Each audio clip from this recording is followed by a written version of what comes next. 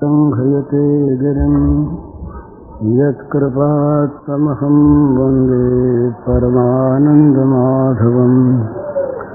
श्रीमन्मदनगोपालं बृन्दारण्यपुरन्दरं श्रीगोविन्दं प्रपद्येऽहं दीनानुग्रहकारकम्। वन्दे मुकुन्दमरविन्ददलायताक्षम् कुन्देन्दुशङ्खदशनं शिशुरूपवेशम्। इन्द्रादिदेवगणवन्दितपादपीठम् वृन्दावनालयमहं वसुदेवसूनुम्। नवजलधरवर्णं चम्प्रकोद्भासिकरणं विकसितनलिनास्यं विस्फुरन्मन्दहास्यं। कनकरुचिदुकूलं चारुबर्हावशूलं कमपि निखिलसारं नौम्य गोपीकुमारम्।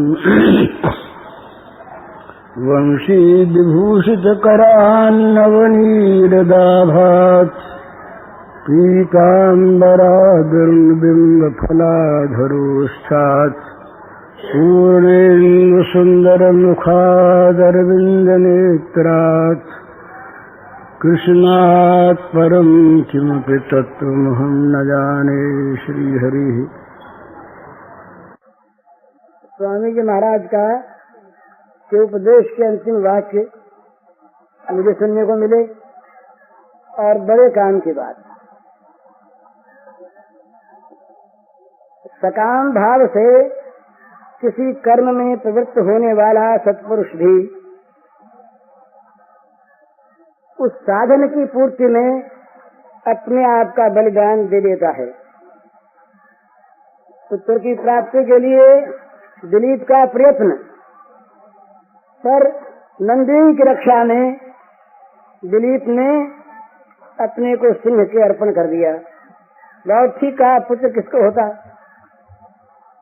तो जब सकाम भाव में इतनी निष्ठा, तो जहाँ हम जिसके परे कोई चीज प्राप्त करने की है ही नहीं, उस सर्वश्रेष्ठ वस्तु की प्राप्ति करना चाहते हूँ, उस तत्व की उपलब्धि चाहते हूँ और जरा सा भी त्याग करने को तैयार न हो, तो ये विचारणीय बात अवश्य है। तो बात बड़ी सुंदर, और हम लोगों को इससे उपदेश ग्रहण करना चाहिए। एक बात है कि किसी वस्तु में जब चित्त सर्वतोभावेन जाकर बंध जाता है, रम जाता है, तो फिर उसके साधन में साध्य से बढ़कर प्रीति हो जाती है और त्याग अपने आप हो जाता है। हमारे यहाँ तो ये हिंदुस्तान में और देशों में भी ये बलिदान लोगों ने हंसते हंसते किए। दिलीप ने नंदिनी के लिए गाय थी और पुत्र की अभिलाषा भी थी, पर राजा शिवी ने शरण में आए हुए कबूतर की रक्षा के लिए, मामूली जानवर था कबूतर, कबूतर बेचारे की काम गिन थी, साधारण पक्षी, कबूतर गोद में गिर गया आकर राज दरबार में शिवी महाराज के। कहा मुझे मारने वाला आ रहा है, बात शरणागत हूँ, बचाइए। शिवी ने कहा मत डरो, गोद में रखा, इतने में वहां पहुंचा। उसने कहा कि मेरा शिकार आपकी गोद में, कहा मेरा शरणागत मेरी गोद में। तो कहा मैं भूखों मरूं तो मैं इसको छोड़ दूं? तो फिर मेरे भूख के लिए कुछ होना चाहिए महाराज, का ये होगा। इसके बदले में तुम जो चाहो ले लो। उसने कहा बदला दोगे? शिवी से कहा बाज ने मनुष्य की भाषा में, बदला दोगे? बोले हाँ तैयार, जो मांगोगे। का अच्छी बात, एक तौलने का कांटा मंगवाओ। मंगवाया गया, लगा दो, यहीं पर लगा दिया गया। राज दरबार में कांटा लगा दिया गया। कहा शिवी अगर देना चाहते हो तो एक और कबूतर को रखो और दूसरी ओर अपने अंग का मांस काट के रखो। इस तौल का मांस हो जाएगा, बस मेरी तृप्ति हो जाएगी, तुम्हारी शरणागत की रक्षा हुई और मेरा पेट भरा। तैयारी हो गई। शिवी ने मांस काटना शुरू किया अपना, पर कबूतर का पलड़ा तो नीचे ही रहा। काटते काटते जब अंग काटने योग्य नहीं रहे, स्वयं बैठने लगा, बस साधना पूरी हो गई, बलिदान पूरा हो गया, धर्मराज प्रकट हो गए।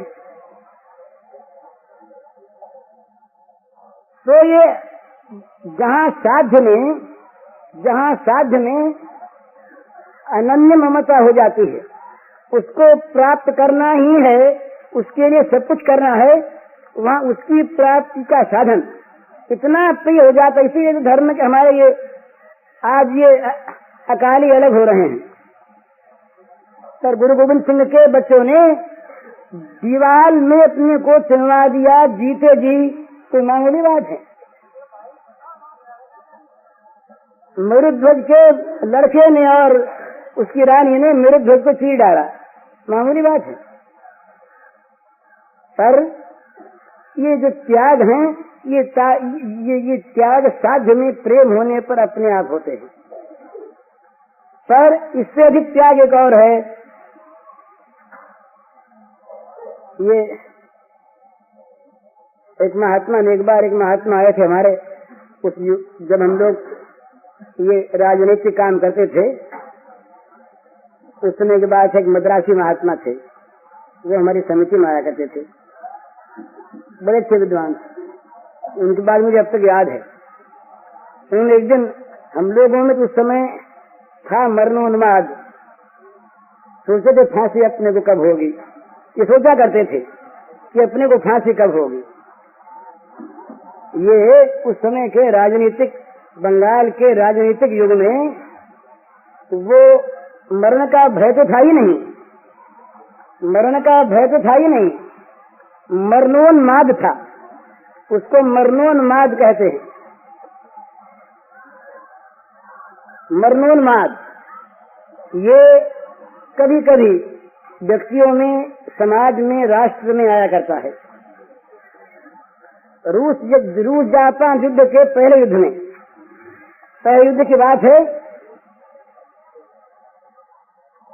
एक माँ ने आत्महत्या कर ली। आत्महत्या बहुत बुरी चीज, आत्महत्या का समर्थन मैं नहीं कर रहा, पाप।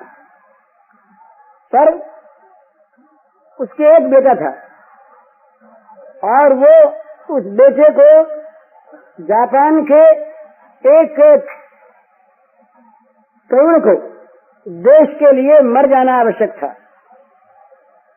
वो युवक चाहता था मरूं, पर माता को देखता था, बूढ़ी को, तब चुप रह जाता था। माता को पता लगा कि मेरा बेटा देश के काम नहीं आ रहा है। बूढ़ी माता ने आत्महत्या कर ली, चिट्ठी लिखी कमांडर इन चीफ को कि मेरा पुत्र देश के काम में आवे, इसमें मैं बाधक थी, मैं अलग हट रही हूँ, आप मेरे पुत्र को स्वीकार करें और सबसे पहले जो मृत्यु का मकाम हो उसे वहां भेज दें, इसका जीवन धन्य हो जाए। ये ऐतिहासिक घटना है। पोर्ट आर्थर में उस समय ये सबमरीन्स नहीं थे, पनडुब्बियां नहीं थी, उस समय आजकल वाले ये रॉकेट्स नहीं थे, हवाई जहाज नहीं थे। एक जहाज को डुबोकर रूसियों के जहाज का रास्ता रोकना था। रूसियों का जहाज आ न जाए घाट पर, दूर रहे बहुत दूर, इसलिए अपने जहाज को डुबो के रास्ता रोकना था। जहाज को डुबोने के लिए 200 आदमी की आवश्यकता थी, 200 तरुण जहाज में साथ डूब जाए, जरूरत थी। सेनापति ने दरखास्त मांगी, आज्ञा नहीं दी, 200 आदमी हुकुम को आ जाओ, नहीं, दरखास्तें मांगी कि कौन कौन देश के लिए मरना चाहता आजाद। 3000 दरखास्तें आई और उनमें लोगों ने, नौजवानों ने खून से, अपने खून से लिख लिख कर दरखास्तें दी, हम मरने को तैयार देश के लिए। ये मुझे याद है अपने साथियों की बात। कलकत्ते से पत्र निकलता था युगांतर बंगला में, उस पत्र के लिए ही सबसे पहले प्रेस एक्ट बना। प्रेस एक्ट पहले नहीं था अंग्रेजों के जमाने में, प्रेस एक्ट, ये ईयर है 1910 और 9 इस अंदाज के बाद युगांतर निकलता था, साप्ताहिक पत्र था और युगांतर की भाषा में अग्नि रहती थी। ये अनुभव है मेरा। युगांतर को पढ़ते पढ़ते पढ़ने वाले का खून खौल उठता था, न मालूम भाषा में क्या चीज। इसीलिए 4 नौ के गीत और ये जुजाऊ बाजे, ये वीरों को उत्तेजन देने वाले, मैं तो समझता नहीं, आप समझते होंगे, क्षत्रिय हैं, मुझे पता नहीं। तो ये चीज युगांतर, जलुक विप्लव नवरे नवरे भसोक राक्षसी स्वर्णलंकापुरी, ये उसकी भाषा थी, बंगला। तो हम लोग नौजवान लड़के कुछ करते कराते थे। तो उस समय युगांतर में हर सप्ताह एक आवश्यकता होती थी प्रिंटर की, जो जेल जाए, क्योंकि वो हर सप्ताह निकलता और निकलते ही प्रिंटर पका जाता, कैसे उसमें लिख रहे थे। तो हर सप्ताह एक आदमी की आवश्यकता, तो विज्ञापन दिया गया, हमें प्रिंटर चाहिए। पैसे के लिए नौकरी वाले प्रिंटर नहीं, खून देने वाले, जेल जाने वाले प्रिंटर। हजारों दरखास्तें आ गई, किसको लिया जाए। फिर ये कहा गया कि अपने खून से लिख करके जो दरखास्त दे उसको लिया जाएगा। इतनी दरखास्तें आ गई कि पता नहीं अब उसमें से किसको नहीं। फिर चिट्ठियां डाली गई, जिस एक का नाम आ जाए वो लिया जाए। ये चीज थी। तो उस जमाने में हम लोगों के ये मन में आया करती थी कि भाई हमको फांसी कब जल्दी होगी।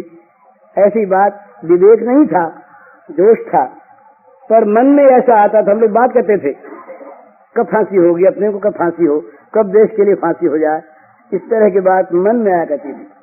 तो एक महात्मा आया करते थे हम लोगों के पास, वो मद्रासी थे। उन्होंने एक बात एक दिन कही, बड़ी अच्छी लगी, वो मुझे अब तक याद है। उन्होंने कहा, भाई मरना एक बार में होता है और मरना एक क्षण में होता है, उसमें तुमने क्या क्या किया। बड़ी ऊंची बात थी। जोश में आए, अरे यूं ही हार्ट फेल होती, मृत्यु हो जाती है, होता क्या उसमें। तुम जोश में आके देश के लिए मर गए बस, हुआ क्या। अपने जीवन के सुखों का सर्वथा त्याग करके देश के लिए जीता रहे, वो मरता है। बड़ी अच्छी बात कही उन्होंने। मरना वो है जो अपने भोगों के लिए मर गया, अपने जीवन के अपने सुखों के लिए मर गया, लेकिन जो देश के लिए, धर्म के लिए, भगवान के लिए जो जीवित रहा, जिसने अपने जीवन का एक एक क्षण और अपने रक्त का एक एक कण भगवान की सेवा में, देश की सेवा में लगा दिया, उसने वास्तविक अपना मरण किया और वो मरकर जी गया। तो जहां पर साध्य में, ये बिल्कुल साइकोलॉजिकल फैक्ट है, सब इसको विचार सकते हैं, जहां पर साध्य के प्रति आत्यंतिक प्रेम होता है, वहां उस साध्य को प्राप्त करने का साधन उससे भी बढ़कर मालूम होता है। यशोदा मैया ने श्री कृष्ण को उतार दिया नीचे, श्री कृष्ण के पीने के दूध की रक्षा के लिए। श्री कृष्ण की सेवा में आने वाला दूध कहीं उफन न जाए, श्री कृष्ण को इसके लिए दुख होगा। और अगर श्री कृष्ण को नहीं उतारती है नीचे गोद से, तो दूध उफन जाता है। तो श्री कृष्ण की सेवा के लिए श्री कृष्ण का भी त्याग कर दिया जाए, ये स्वीकार है, ये त्याग है। साध्य के लिए, साधन के लिए साध्य का त्याग कर दिया जाए, क्योंकि साध्य को पाना है। विचित्र बात मालूम होगी, पर है ये बात। जिस पुरुष की, जिस स्त्री की, जिस साधक की, याद रखिए, अपनी साधना में साध्य से बढ़कर प्रीति नहीं है, उसकी साध्य में प्रीति नहीं है। जो थोड़े से में, चाहे थोड़े से भी प्राप्त हो जाए, पर जो पोल में ही परमात्मा को प्राप्त करना चाहते हैं, उनकी परमात्मा में निष्ठा नहीं है। चाहे वो मिलते पोल में ही हो, ये उनकी दया, उनका स्वभाव है, ये अलग चीज है। पर इसको तो इतनी तैयारी करनी है कि उस साध्य की प्राप्ति के लिए जो साधन है उसको साध्य से भी बढ़कर मानना है और उसमें अपने जीवन को होम देना है। उसकी इच्छा हो आवे, उसकी इच्छा हो ना आवे, गरज हो आवे। इसीलिए ये हमारे ब्रज के प्रेम में, अब कहाँ तो मैं वीर रस की बातें कह रहा था और कहाँ बिल्कुल उज्जवल रस में आ गया, पर सब में तत्व एक ही है। श्री कृष्ण के प्रेम की चर्चा हो रही हो और श्री कृष्ण के प्रेम के संबंध में प्रेमियों में प्रेमालाप चल रहा हो और श्री कृष्ण को वहां न आने देने से उस रस की वृद्धि होती हो, तो वहां रुकावट लगा दी जाती है, सखी श्याम न आने पावे, तो सखी श्याम न आवन पावे। पहरा बैठा दिया गया महाराज, पहरा बैठा दिया गया। सखियां बैठ गई सामने निकुंज में, श्याम सुंदर छटपटाते बाहर, कहते हैं लाडली जी की आज्ञा नहीं आ सकते, नहीं आ सकते। जिनके एक क्षण के आदर्शन को सह नहीं सकती, जिनके एक क्षण का एक त्रुटि मात्र का आदर्शन उनके मुंह से ब्रह्मा को गालियां निकलवा देता है। त्रुटि युगाए थे पश्चिम के दृश्य में ये कहा, त्रुटि युगाए थे, एक एक त्रुटि युग के समान प्रतीत होती है। वो गोपांगनाएं उन प्रेम सुंदर श्री कृष्ण के प्रेमालाप की चर्चा में श्री कृष्ण का बहिष्कार कर देते, बाहर रहे। क्यों रहे? बड़ी सुंदर चीज है, इसमें श्री कृष्ण को सुख मिलेगा। ये दो पक्ष हैं महाराज, साधना के, प्रेम साधना के दो पक्ष होते हैं, एक वाम एक दक्षिण। ये रस का विषय है, सबके जानने का विषय नहीं है, सब जानते भी नहीं, और इसमें बड़ा नीचापन दिया जाता है। अगर मनुष्य अगर नीचे उतरा, इसमें नीचे कहीं उतर आया, भगवान को देखना उसने बंद कर दिया और कहीं भगवान के स्थान पर भोग आ गए, तो बड़ी बुरी चीज है। इसलिए ये बड़ी जोखिम की चीज है। पर दक्षिण और वाम ये दो होते हैं इसकी, इस साधना में, इस प्रेम राज्य में दो भावों का उन्मेष होता है।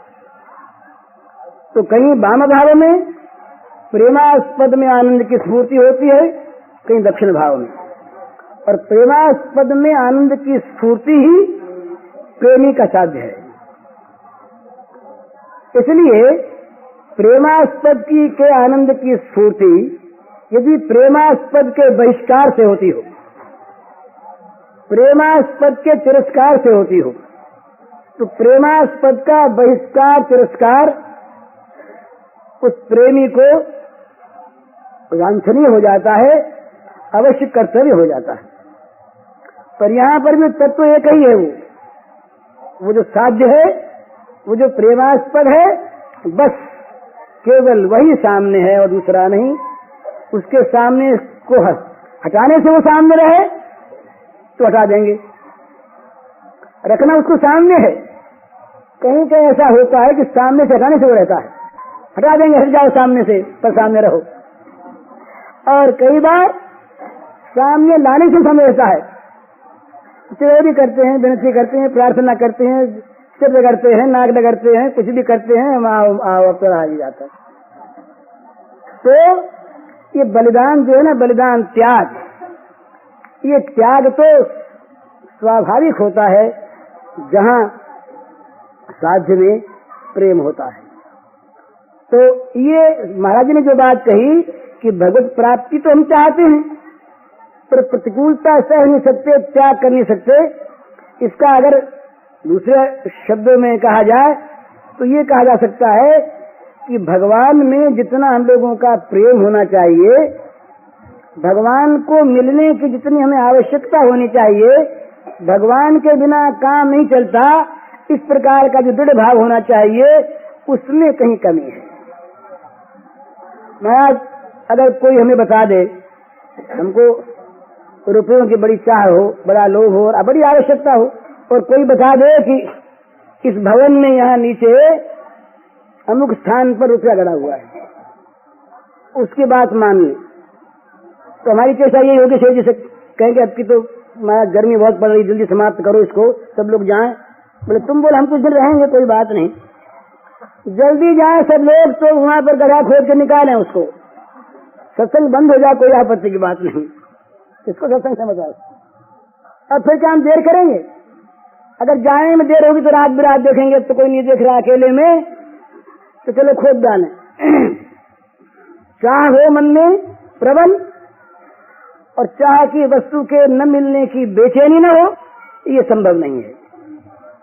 चाह बेचैनी पैदा करती है। हम जगत के मामूली पदार्थों को देखते हैं, किसी मामूली से मामूली चीज में जिसमें कोई हानि लाभ भी नहीं, हमने एक सुई मांगी, मामूली चीज, और देर होगी लाने में, बेचैनी हो गई मन में, गुस्सा आ गया, बड़ा क्यों, अरे क्या भी करता था, सुई ना आई सही।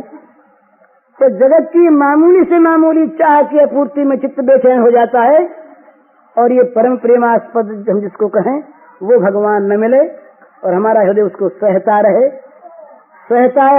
इस बेचैनी को भोगता रहे, इस वियोग को वो सहन करता रहे, ये संभव नहीं। मछली के प्राण जल के बिना कभी रहते हैं क्या? कभी वो विवाद भी करती है क्या? वो कभी किसी को उत्तर भी देती है क्या कि तुम जल के भाव में क्यों मर जाती हो? कोई पूछे उससे, बस मरी जाती है। क्यों? कि जल का वियोग उसके जीवन का वियोग है। इसी प्रकार भगवान में जिसकी लगन हो वो तो रह नहीं सकता। हजार हजार बाधाएं आती हैं, नहीं ताकता शत बाधा विघ्नों की ओर। एक वो मुझे याद नहीं इस समय, एक बंगाली कवि का एक बड़ा सुंदर छंद है, उसका हिंदी अनुवाद था ये। उसका अर्थ ये है कि शाम की बंसी सुन के जिसके प्राणों में आकुलता जाग उठी, जिसके प्राण श्याम सुंदर से मिलने के लिए बेचैन हो गए, वो क्या रह सकता है? उसे क्या कोई रोक सकता है? जगत का कोई भी बांध क्या उसके प्रवाह में बाधा दे सकता है? सारे बांधों को तोड़कर सारी आपत्ति विपत्ति बाधाओं को चूर्ण विचूर्ण करती हुई गंगा की धारा समुद्र की ओर बही जा रही है। अनंत काल से अनादिकाल किसने रोका इसको आज तक? बीच में पेड़ आए, पहाड़ आए, सबको ध्वस्त करती हुई, गिराती हुई, हिलाती हुई चली जा रही अनवरत, ये समुद्र के साथ मिलकर एक हो जाने के लिए कोई रोक सकता है? इसी प्रकार साध्य के प्रति गति हो जाने पर कोई रोक नहीं सकता। तो स्वामी जी का कहना बड़ा सुंदर कि भाई हम लोगों में ये जो भगवान को प्राप्त करने की साधना में जो त्याग नहीं होता, प्रतिकूलता सहन नहीं होती, हर जगह हम आराम आराम आराम चाहते हैं, तो इससे क्या होता है? राम दूर हट जाते हैं। आप को अलग करके राम को फिर पुकारे तब तो काम चल जाए। आराम शब्द में आप को अलग करके पुकारे, आराम, तब तो राम आ जाए। पर कहीं राम के आगे आ लगा दें तो फिर महाराज राम नहीं आते। हम लोगों ने राम के आगे आ लगा रखा, आराम चाहिए, राम नहीं चाहिए। हमें तो आराम चाहिए, राम नहीं चाहिए। दो चीजों की हमें चाहे, शरीर का को आराम मिले, नाम का नाम हो, बस और कुछ नहीं। हमारा सारा कर्तव्य पूरा हो जाता है इन दो बातों में। नाम का नाम हो, हमारा नाम इतिहास में अमर रहे। अरे किसका नाम अमर रहेगा? माँ के पेट में जब नहीं थे तो तुम्हारा क्या नाम था बताओ जरा? किसका नाम अमर रहेगा। पर हमें लोग अच्छा कहें, हम कौन, नाम कहीं अपने नाम की तारीफ सुन ली, फूल गए। और शरीर ये 5 भौतिक पिंड कहीं भी गिरेगा, इसकी तो कौन गति है ये। पर इसके आराम की बड़ी चिंता, नाम की बड़ी चिंता, तब राम की चिंता कहाँ से। राम की चिंता वाले इस नाम और शरीर की चिंता छोड़ देते हैं, छूट जाती है, रहती है नहीं। तो महाराज इतना कोमल शरीर भगवान बुद्ध का,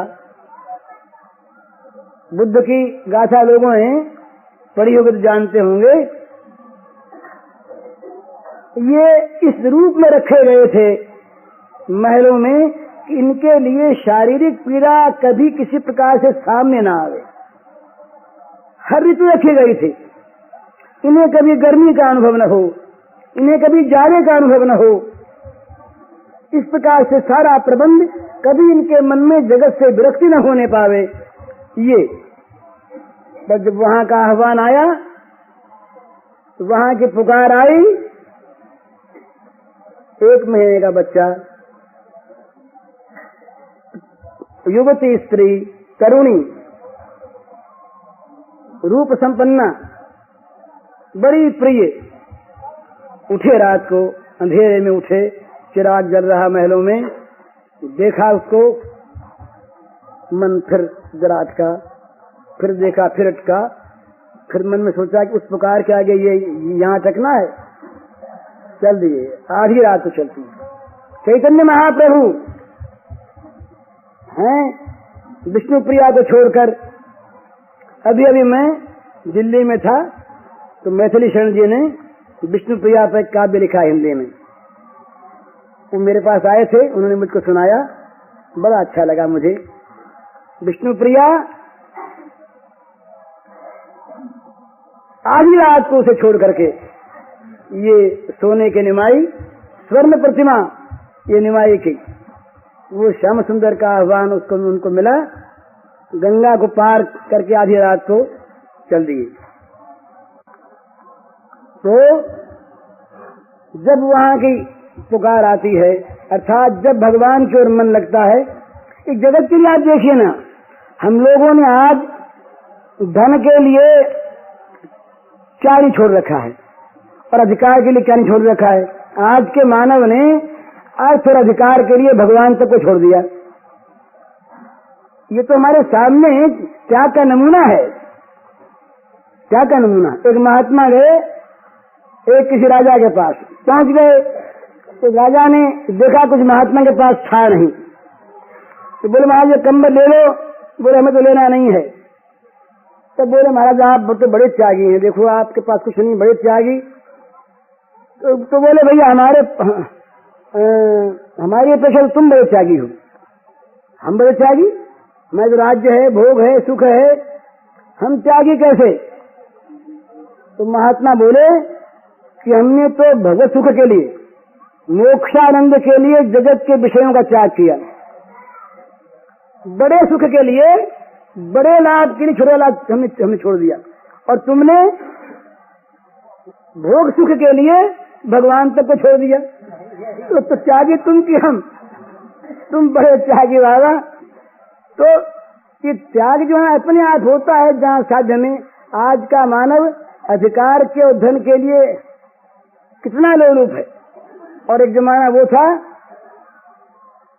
2 भाई थे, 2 भाई, शंख और लिखित, 2 ब्राह्मण थे ये, माजाए भाई, और आपस में बड़ा प्रेम, धन की लोलुपता नहीं, कुछ नहीं, दोनों अलग अलग हो गए, बंटवारा हो गया। बंटवारा होने के बाद एक दिन बड़े भाई के बगीचे में से छोटे भाई ने एक फल तोड़ लिया, आवश्यकता थी, और बड़े भाई का सारा बगीचा वो सब ले ले, तो बड़े भाई को बड़ी प्रसन्नता। बंटवारा होने पर न छुए ये बात नहीं, लेकिन बड़ी कट्टरता धर्म की। छोटे भाई ने बड़े भाई से कहा मिलकर कि मैंने आपके बगीचे में से एक फल लिया है, अब तो जरा गंभीर हो गए, इसलिए नहीं इसे फल ले लिया। वो तो धर्मशास्त्र के निर्माण करता, स्मृतियों के निर्माता। संघ ने कहा लिखित से कि भैया बताओ, तुमने जो फल लिया, अब शास्त्रीय भाषा में बात कर रहे हैं, इस क्रिया की क्या संज्ञा होगी, इस क्रिया का क्या नाम होगा? लिखित ने कहा महाराज चोरी, इसका नाम चोरी होगा। बंटवारा हो गया था, फिर मैंने ले लिया बिना पूछे, तो क्या चोरी का दंड क्या होता है? का हाथ काट दिया जाए, वही बताता है। तो जाओ राजा के पास, हाथ कटवा के आओ। अजब बात, आज कोई भाई ऐसा कह दे तो कह दे फल के लिए इसके हाथ कटवाता है, और कहने की हिम्मत भी कैसे हो, एक फल के लिए हाथ काटने की बात कैसे? पर यहाँ तो फल की चिंता नहीं है, कानून बनाने वाला कानून को तोड़ दे। राजा के पास गए, लिखित बोले महाराज हमारे हाथ कटवा दीजिए। महाराज अपराध? बोले अपराध ये कि मैंने अपने भाई के बगीचे में से फल तोड़ दिया, उनके बगैर पूछे, चोरी हो गई। का उनसे कह दिया होता? हम बोले कह तो दिया, पर कहने से हमारी चोरी थोड़ी उतर गई, वो तो हो ही गई, हाथ कटवाओ। राजा ने कहा महाराज इसमें ऐसी कोई बात नहीं, हाथ कटवाने कौन सी बात? तो कहा देखो तुम्हारा काम जो है ये कानून बनाना नहीं है, कानून का पालन करना करवाना तुम्हारा काम है। आइए महाराज, प्रसन्न है। कानून बनाएगा ऋषि, कानून का निर्माता ब्राह्मण है, राजा निर्माता नहीं। राजा कानून के अनुसार काम करे, मेरी आज्ञा है तुम हाथ कटवाओ। तुम ये कहने वाले कौन? हाथ काट दिए गए। हाथ कटवा करके जब भाई आया तो भाई बड़े प्रसन्न, हाथ कटने का तो बड़ा दुख, पर मेरा भाई धर्म पर इतना आरूढ़, प्रसन्नता, इनको बड़ी प्रसन्नता कि देखो ना मेरे भाई ने जरा से मेरी भूल पर और मुझे इतना बचा लिया। दोनों तरफ प्रसन्नता बड़ी।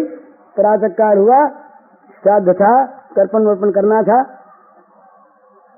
संघ ने कहा लिखित से कि जाओ नदी पर जाओ, तर्पण कर आओ। हाथ थे नहीं, अंजलि कहाँ से दे? नदी में हाथ डाला, हाथ आ गए। तो एक जमाना ये था कि जिस जमाने में ये बुद्धि थी कि दूसरे की चीज न आ जाए, ये साध्य, बड़े से बड़ा त्याग। तो साध्य में जहाँ प्रीति होती है वहाँ साधन में उससे बढ़कर प्रीति होती है, ये स्वाभाविक बात है।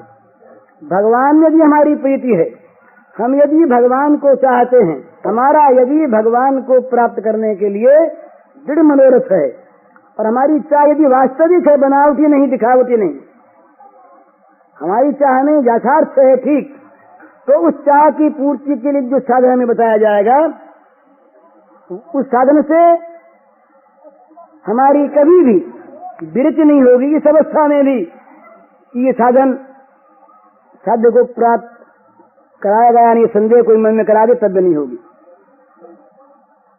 तो साधन में प्रीति ये बहुत बड़ी एक कसौटी है इस बात की कि साध्य में प्रीति। हम जब भगवान को चाहते हैं तो भगवान की प्राप्ति के मार्ग में जो विघ्न, उनको हम तुच्छ जनेंगे, और भगवान की प्राप्ति के लिए जो साधन हमारे पास कठिन से कठिन हो उनमें हमारा मन रमेगा। इन भाई ने मुझको वो पन्ना दे दिया जो मुझे याद नहीं आ रही थी ना, एक कविता छोटी, ये किसी जमाने में मेरी बनाई हुई है, तो मुझे याद नहीं थी, उनको शायद याद थी, लिख दे दिया। प्रियतम से मिलने को जिसके प्राण कर उठे हाहाकार, गिनता नहीं मार्ग की दूरी को वह कुछ भी किसी प्रकार। प्रियतम से मिलने को जिसके प्राण कर उठे हाहाकार, गिनता नहीं मार्ग की दूरी को वह कुछ भी किसी प्रकार।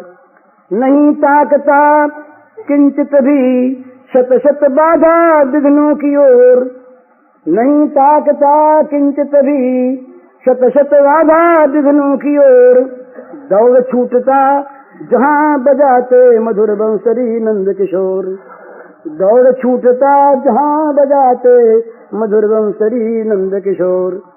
मतलब कहने का ये कि जब उस साध्य को प्राप्त करने के लिए प्राणों में वास्तविक विकलता आ जाती है, प्राण पुकार उठते हैं, प्राण रो उठते हैं, उस समय कोई उससे ये कहे कि ये तो लाख कोस की दूरी पर है, दूरी पर लाख कोस की है तो निराश नहीं होगा। हमारे यहाँ एक ऐसी कथा सुनी हुई है, चाहे काल्पनिक हो।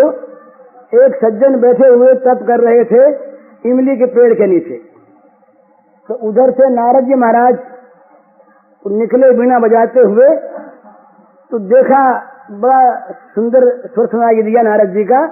तो महात्मा ने जाके प्रणाम किया, बोले महाराज कहाँ पधार रहे हैं? तो कहा वैकुंठ जा रहा हूँ। वैकुंठ जा रहे हैं भगवान के पास? बोले हाँ।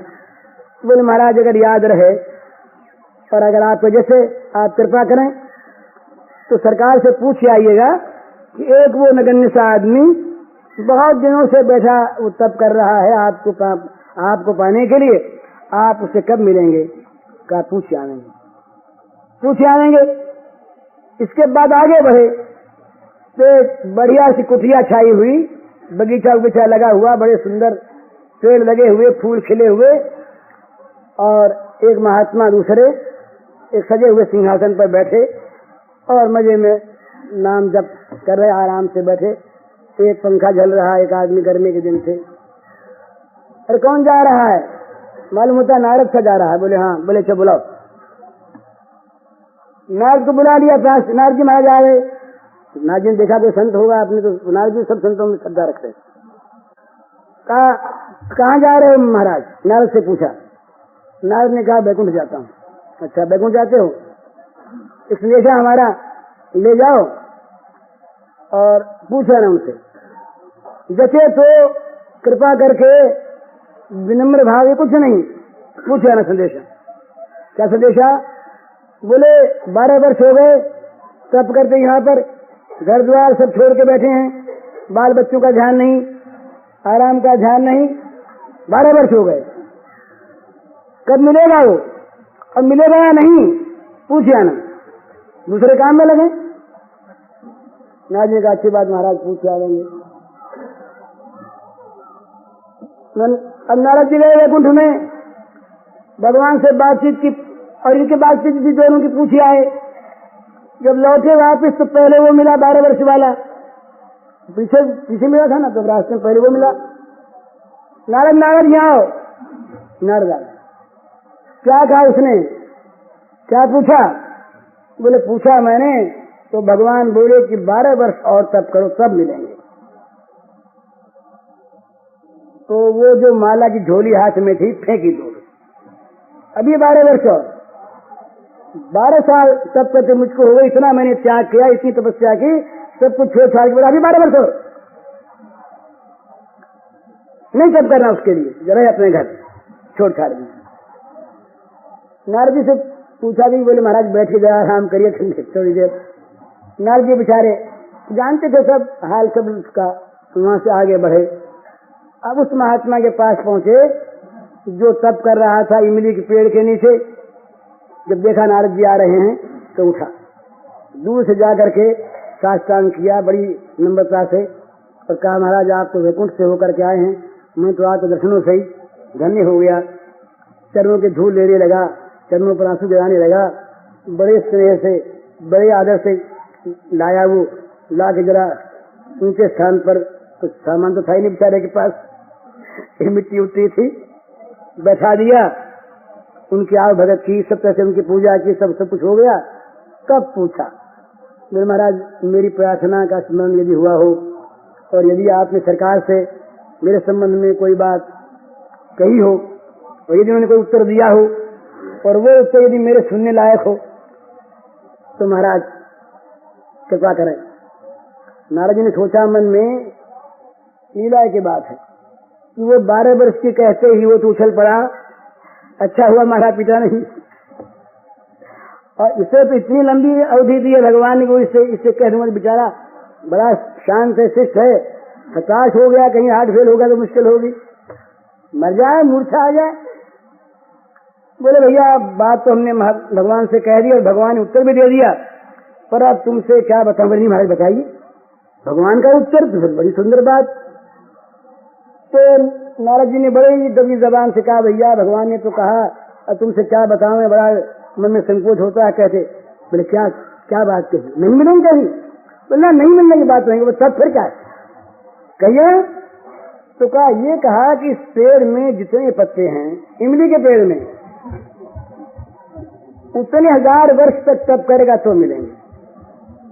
उसने कहा है, ये कह दिया उन्होंने, सच कहते हैं आप?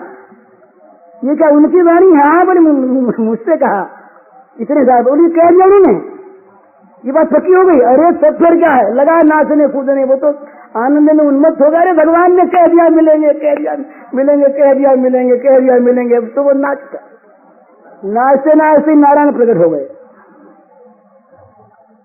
नारद ने कहा महाराज क्या आज नया अनुभव हुआ हमारे जीवन में? तो आपकी वाणी, आपने कहा था नहीं मैं कितने वर्षों के बाद मिलेंगे, मैंने आके इस बेचारे से यही कहा और आपने तो ये अभी वही। तो बोले भैया इसकी दशा तो देखो, तब तो यही बात थी और अब तो इसकी अवस्था को देख करके मैं नहीं रह सका। मैं क्या करूं, नियम तो वही था पर मुझसे रहा नहीं गया। तो ये चीज है, जिस वस्तु को प्राप्त करने की हमारे मन में अनन्य अभिलाषा होती है, न तो उसको कितनी दूर है ये हमें चिंता होगी, न वो कब मिलेगा ये चिंता होगी। हमें तो बस वो रगड़ लगाते चले जाना है, हमें तो बस उसके मिलने के लिए प्रयत्नशील बने रहना है, भजन करते रहना है, वो मिले न मिले। और वो भजन हमारा यदि कहीं एकांत हो गया, अनन्य हो गया, तो उसके मन में आएगी चलो मिले, रहा नहीं जाएगा। ध्रुव के मन में वो ज्वाला उठी महाराज। भगवान को प्राप्त करने के लिए वियोग की ज्वाला, उसे लोगों ने तप की ज्वाला कहा है। वो ज्वाला उठी, सारा संसार संतप्त हो गया, लोगों ने देखा महाप्रलय हो जाएगी। तो देवता पहुंचे भगवान के पास, बोले नारायण ये क्या हो रहा है? बोले कुछ नहीं हो रहा है, ये मेरा भक्त मुझको चाह रहा है। उस देखिए ना, भक्त की चाह में इतनी आग है, इतनी वो जोर की अग्नि है कि जगत जलने लगता है उसको। वो क्या मामूली बेचैनी है भक्त की? वो क्षण भर की अप्राप्ति, क्षण भर का वियोग क्या मामूली बेचैन करता है भक्त को? जल गई आग उसके हृदय में। भगवान दौड़े आए, भगवान ने कहा देवता उसको कि तुम शांत रहो, वो जलाए वलाए सबको शांत करेगा। अंदर बैठे थे भगवान ने, उसने क्या किया था कि ध्यान में भगवान के नारायण स्वरूप को चतुर्भुज महामनोहर उसके हृदय में बांध लिया। अब भगवान आए, आगे सामने खड़े हैं। अब ये तो मस्त है, अपना जगत जलता है इसकी आग से और ये मस्त है ध्यान अनुराग से, मौज है, बैठा है। भगवान ने देखा उठे उठेगा नहीं। अरे ध्रुव, अरे ध्रुव ध्रुव, अब ध्रुव कौन सुने? ध्रुव तो सौंदर्य में मस्त है, उसमें भगवान का रूप राशि में विमुग्ध हो रहा है। भगवान ने देखा नहीं उठेगा, तो अपना जो वो रूप था अंदर ध्यान का, उसको खींचा बाहर, खींचते पागल हो गया, यूं आंख खोली, देखा वही रूप सामने खड़ा है, चरणों में गिर गया। अब बोले क्या? 5 वर्ष का बच्चा, बोलना आवे नहीं, पूरी बोरी अभी तक उसकी फूटी नहीं, अस्फुट वाणी, क्या बोले? मन में आया खड़े हैं, कुछ कहूं इनसे, स्तुति करूं। भगवान अंतर्यामी, भक्तवत्सल, भक्तवान चाकल्पतरु। भगवान ने कपोल के शंख छुआ दिया, गाल पर अपना शंख छुआ दिया। बस शंख छुआते ही सारी विद्याओं में निष्णात हो गया। वो सारे वेद उसके जीभ पर आकर नाचने लगे। वो स्तुति के महाराज, उसने ध्रुव स्तुति भागवत की बड़ी विलक्षण है। तो इस प्रकार से भगवान के मिलने की जिसके मन में चाह पैदा हो जाए वही साधक हो सकता है। हमारी चाह तो अधूरी सुनते हैं, ये सुख ये सुख ये सुख भगवान में, ये सुख है भगवान, ये सुख ये सुख है। तुम सोचते हैं कि भाई अपने एक कोठी तो है और घोड़ा गाड़ी है, इतने नौकर चाकर हैं, मोटर है, इतना सुख तो है। भगवान भी आ जाए इनके साथ साथ तो एक सुख और बढ़ जाए, इतना ही। और अगर न बढ़ा कहीं इतने तो है ही, चाह की थी न हुआ न सही, पीछे देखेंगे। और ठीक हमारी इच्छा ऐसी होती, इसके शंकराचार्य ने मुमुक्षा के भेद किए महाराज। भगवान शंकराचार्य ने वेदांत सिद्धांत संग्रह में भेद किए हैं इसके कि मुमुक्षा कई प्रकार की होती है। मंद, मध्य मंद, अति मंद, मध्यम, मध्य मध्यम, अति मध्यम, तीव्र, अति तीव्र, मध्य तीव्र, तीव्रतर, अति तीव्रतर, इस प्रकार से अनेकों भेद किए हैं। पर जहाँ तीव्रतम आत्यंतिक मुमुक्षा होती है, जहाँ भगवान को प्राप्त करने की तीव्रतम इच्छा होती, तृष्णा होती है, वो तृष्णा भगवान के मन में, वो तृष्णा भगवान का एक मन निर्माण करती है महाराज। ये श्रीमद् भागवत की रास पंचाध्यायी अद्भुत चीज, श्री गोपांगनाओं की मिलनाकांक्षा ने भगवान का मन निर्माण किया और उस मन में उन गोपांगनाओं के प्रति मिलने की इच्छा पैदा हुई। निरीक्ष भगवान है, निष्काम भगवान है, आत्मकाम भगवान है, मनोनिरोध नहीं, मन उनकी है ही नहीं है तो उनका स्वरूप है, ऐसे भगवान हैं। उन भगवान ने वंशी बजाकर शारदीय रात्रि में, शुभ ज्योत्सना में, वो सरदोत्फुल्ल मल्लिका इस प्रकार की वनराज में उन गोपांगनाओं को पुकारा, आह्वान किया, बुलाया।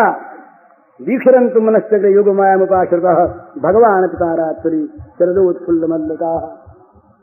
क्यों? उस भक्त के मन की जो मिलनाकांक्षा, उस मिलनाकांक्षा ने भगवान के मन में आकांक्षा उत्पन्न की।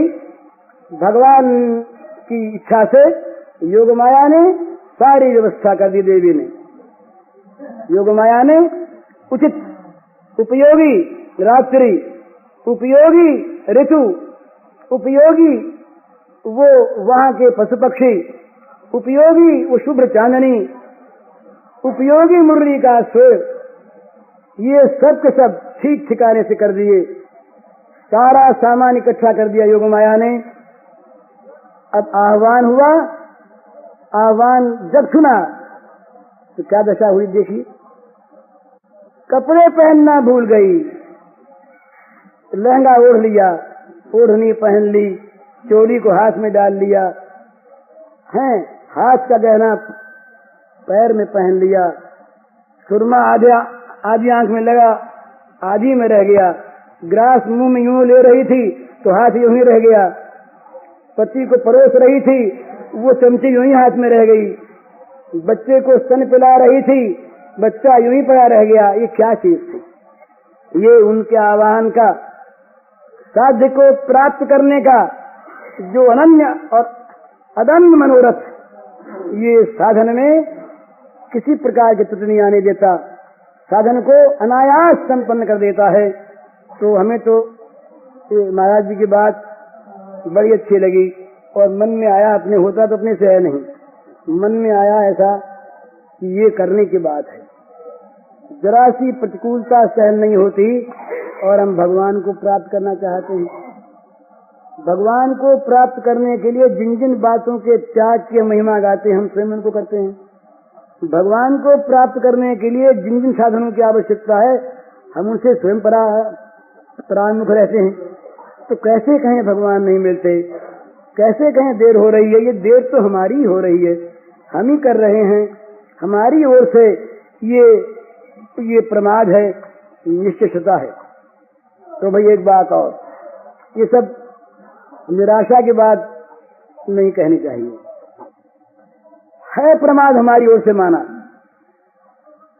है, साधन में लापरवाही ये मान ली, हम हैं गए बीते ठीक मान लिया, हम हैं पतित, अच्छी बात। पर अगर हम इतना ही मन में विश्वास कर लें कि वो तो पतित पावन है, क्या हमारे पापों की ताकत उनकी कृपा की ताकत से बढ़कर है? क्या हमारे साधन संपत्ति का अभाव उनकी कृपा संपत्ति को दबा देगा? क्या हमारी अयोग्यता उनके वात्सल्य को हटा देगी? कल मैं वहां से आ रहा था, कल या परसों स्वामी जी एक बात कर रही, मुझे दूर सुनाई थी, बड़ी अच्छी लगी मुझे। ये कह रहे थे कि अनंत माताओं के हृदयों में जो वात्सल्य रस है, ये दूध, ये कहां से आया? अनादिकाल से लेकर के अनंत काल तक जितनी माताएं हुई, जितनी हैं और जितनी होंगी, उन सारी माताओं के हृदयों में बिना विचार के, बिना भेद के, बिना बाधा के वात्सल्य रस का ये प्रवाह, ये जिस वात्सल्य सागर का कण है, एक सीकर मात्र है, उस समुद्र का सीकर है, ये वहीं से तो आया है। ये आया कहां से? ये सब इकट्ठा कर लिया जाए, सारी माताओं का सारा वात्सल्य, आज तक का, भूत भविष्य वर्तमान का सारा, तो उस सागर की एक बूंद होगी, एक बूंद भी नहीं होगी। तो ऐसे भगवान जब एक माता मर भरे बच्चे का परित्याग नहीं करती,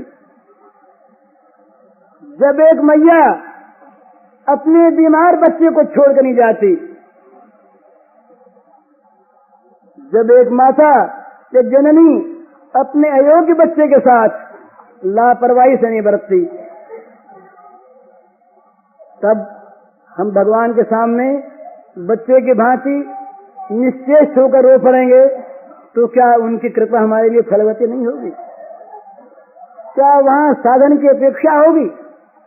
कभी क्या कोई माँ ये चाहती है कि मेरा मल में भरा हुआ बच्चा जब नहा के आवेगा तब उसे मैं बेटा कहूंगी, तब उसका मैं लालन पालन करने जाऊंगी? मल में भरा बच्चा रोता है, अपने आप मल धो नहीं सकता, माँ स्वयं दौड़ के मल धोती अपने हाथों से। ये माँ का स्वभाव है। इसी प्रकार हम छोटे बच्चे की भांति, शिशु की भांति अपने आप को निर्भिमान, निसत्व, सर्वथा अयोग्य मानकर और भगवान की ओर ताकने लगे, तो महाराज साधन वाधन जितने हैं ना, ये सब अपने आप आ जाएंगे। बादशाह के साथ बादशाह के सारे सामंत और मंत्री और दीवान सेनापति अपने आप उसके पीछे पीछे आ जाते हैं। अगर हमने भगवान को बुला लिया, अगर भगवान मैया मल में भरे हुए हमको धोने के लिए आ गई, तो साबुन वाबुन अपने आप आ जाएगी, जल अपने आप आ जाएगा और जल साबुन की जरूरत नहीं होगी। भगवान की कृपा का अवतरण होते ही, भगवान की कृपा हमारे ऊपर उतरते ही सारी कृपाएं सब ओर से दौड़ दौड़ कर आवेंगी अपने को धन्य करने के लिए कि आज कृतार्थ हो जाओ, हम भी आज सच हो जाएंगे। जा पर कृपा राम कर होई, ता पर कृपा कर ही सब कोई। इसलिए निराशा की कोई बात नहीं। हम लोग जैसे हैं, जो हैं, जहां पर हैं, बस अपने को वैसे ही मानने, ज्यादा न माने, ज्यादा अपने को न समझें।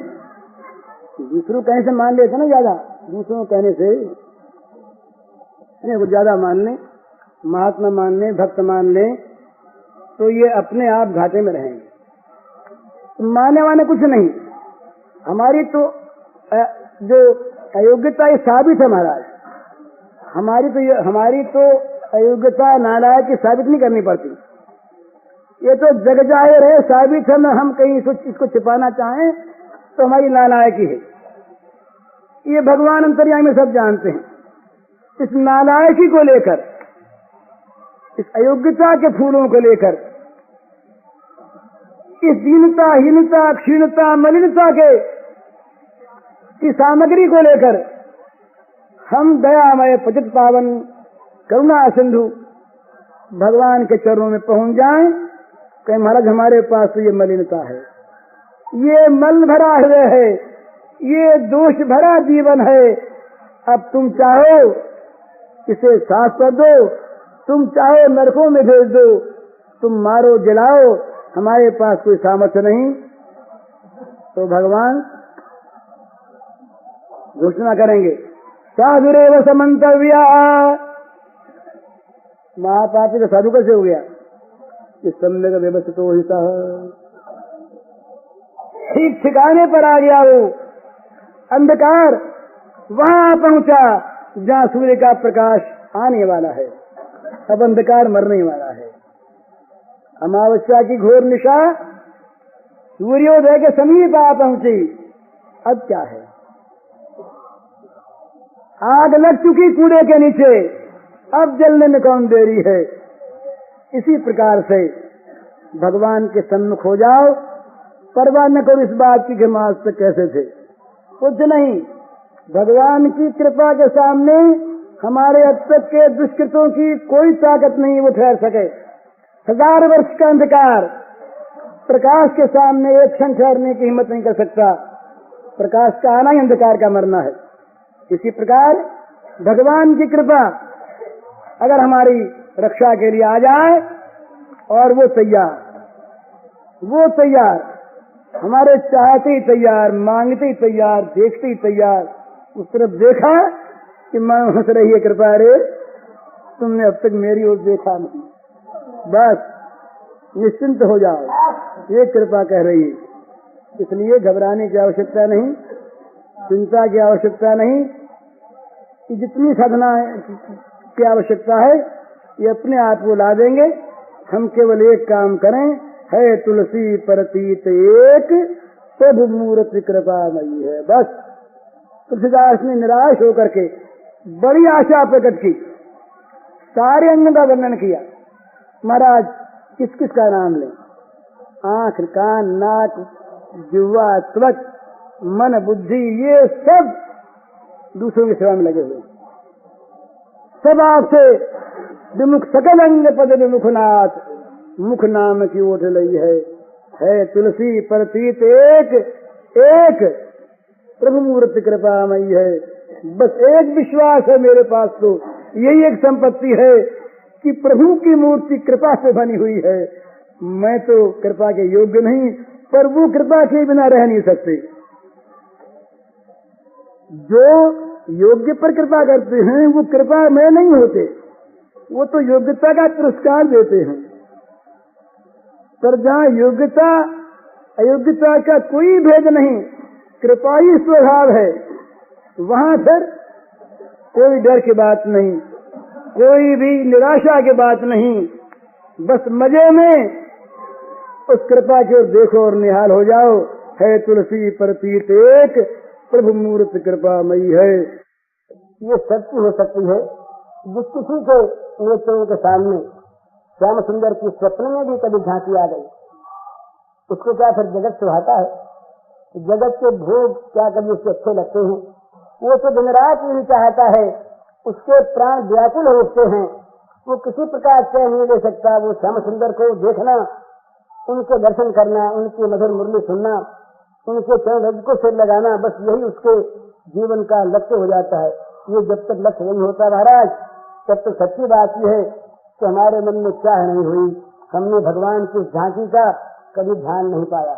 वो ऐसी ही है विलक्षण, जहाँ वो आया बस अद्वैत बीठी पथिक रूपास्या स्वाराज सिंहासन लब्ध दीक्षा सथेन केनाच वयम हथेन दासी तथा रूपवधू बिकेन। ये मधुर स्वामी की अवस्था हुई। क्या कहना है? बोल सियावर रामचंद्र की। पूज्य श्री भाई जी के इस प्रवचन का शीर्षक है भगवान का हो जाने पर सब जिम्मेवारी भगवान की, और इसका कैसेट संख्या है 72।